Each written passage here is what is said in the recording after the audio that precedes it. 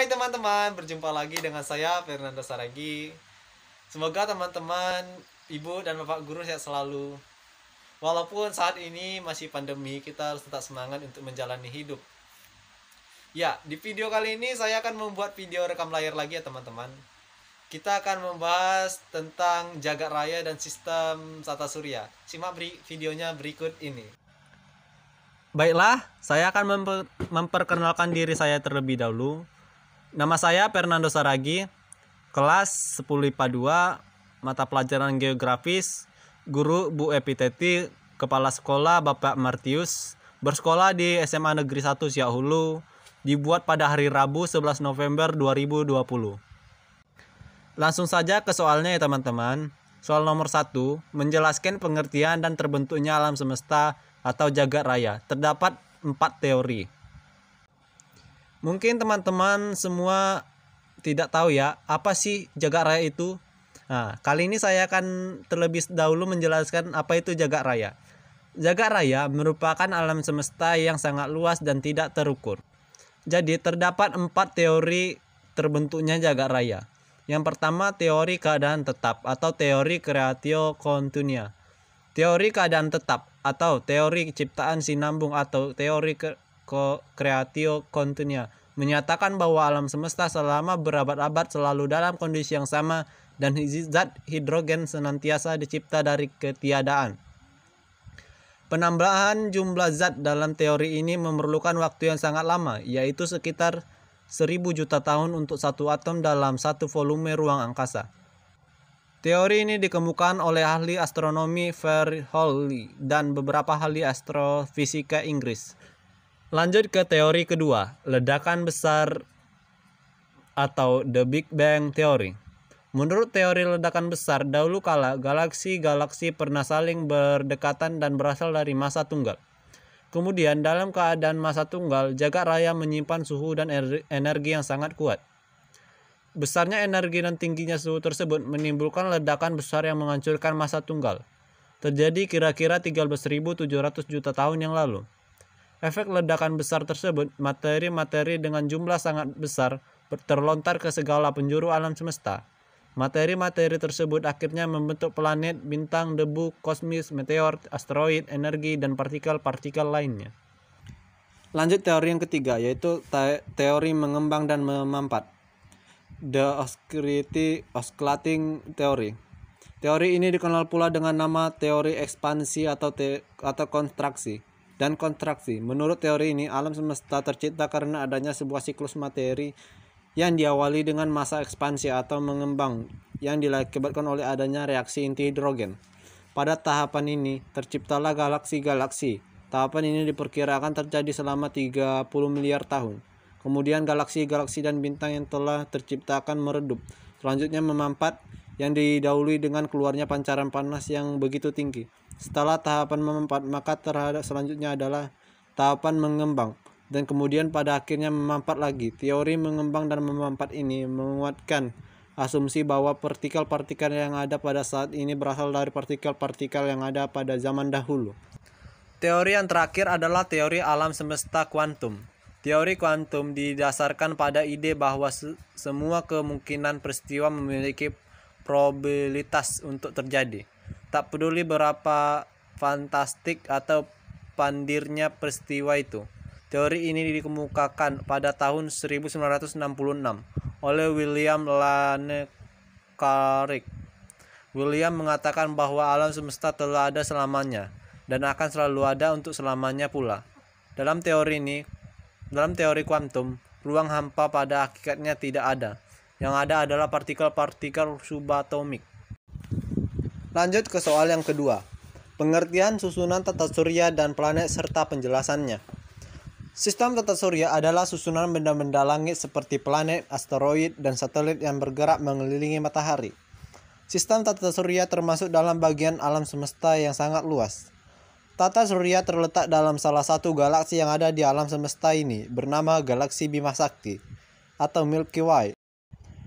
Galaksi Bima Sakti terdiri dari miliaran bintang dan diameter sekitar 100 100.000 tahun cahaya, dan sistem tata surya terletak di salah satu sabuk minor bernama Orion.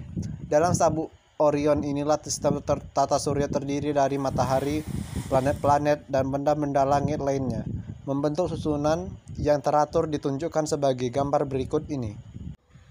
Inilah gambaran susunan sistem tata surya. Saya akan menjelaskan planet-planet yang mulai dari yang terdekat matahari hingga terjauh. Planet yang pertama adalah Merkurius. Merkurius adalah planet yang paling dekat dengan matahari. Jarak dari Merkurius ke matahari hanya sekitar 58 juta kilometer. Dengan jarak yang dekat ini, pada siang hari suhu permukaan Merkurius mencapai 450 derajat Celcius dan pada malam hari sekitar 180 derajat Celcius.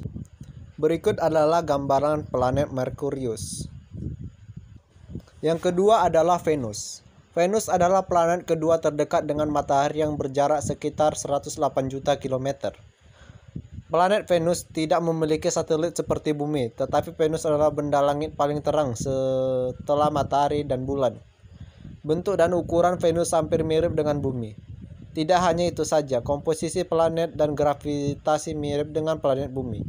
Namun kenyataannya Venus dan Bumi adalah planet yang berbeda. Berikut adalah gambaran planet Venus. Yang ketiga adalah planet di mana kita tinggal, yaitu Bumi.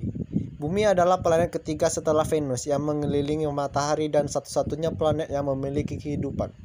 Hal ini ditandai dengan adanya sumber kehidupan berupa air, oksigen, karbon dioksida, lapisan ozon, dan unsur kehidupan lainnya.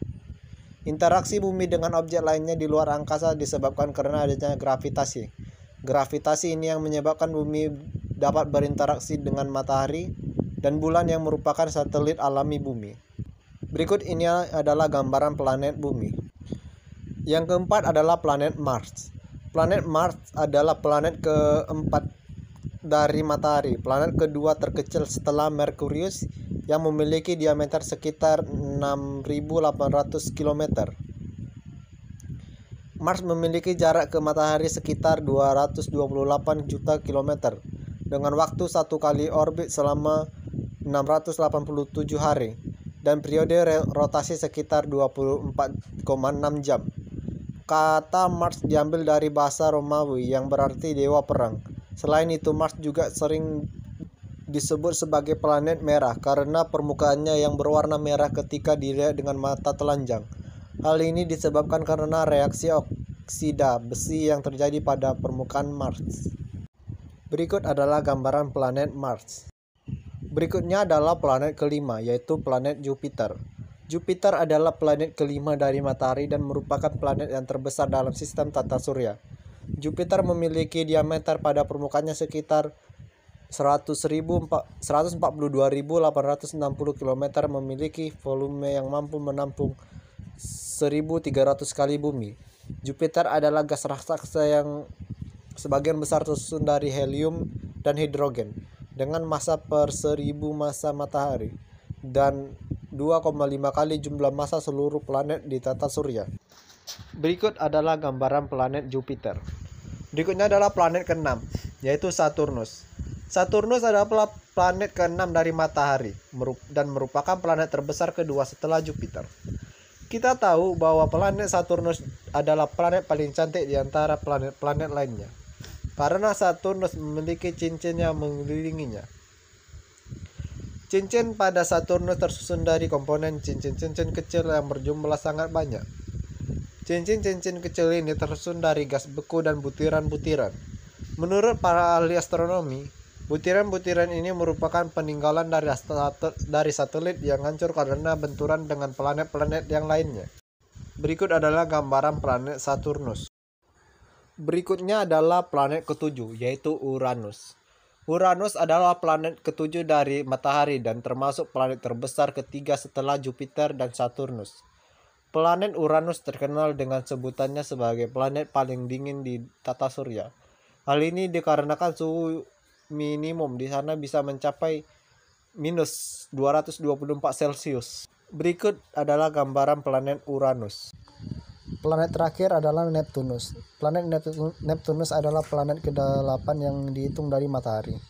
Neptunus merupakan planet terbesar keempat di tata surya yang memiliki diameter sekitar 49.530 km. Menurut palahari astronomis, massa Neptunus 17 kali lipat lebih besar daripada Bumi dan sedikit lebih besar daripada planet Uranus.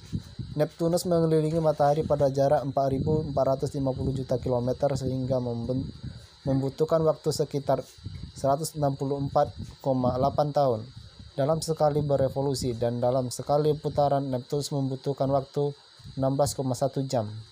Berikut adalah gambaran planet Neptunus. Berikut adalah gambaran susunan planet-planet yang mengelilingi matahari. Mungkin cukup segitu saja ya teman-teman mengenai materi jagat raya dan sistem tata surya ini. Semoga video ini bermanfaat bagi kita semua, dan jangan lupa di like, di subscribe, dan di share ke teman-teman kalian. Terima kasih.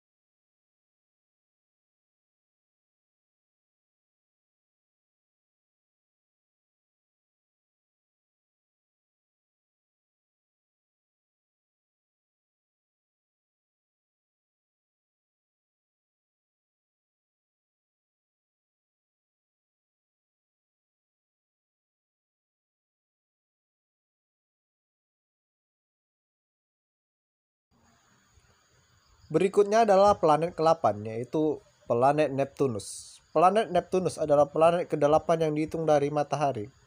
Planet Neptunus merupakan planet terbesar keempat dari tata surya yang memiliki diameter sekitar 49.530 km. Menurut para ahli astronomi, massa Neptunus 17 kali lipat lebih besar daripada Bumi dan sedikit lebih besar daripada planet Uranus. Neptunus mengelilingi matahari pada jarak 4.450 juta kilometer sehingga membutuhkan waktu sekitar 164,8 tahun dalam sekali berevolusi, dan dalam sekali putaran Neptunus membutuhkan waktu 16,1 jam. Berikut adalah gambaran planet Neptunus. Berikut adalah gambaran planet yang mengelilingi matahari.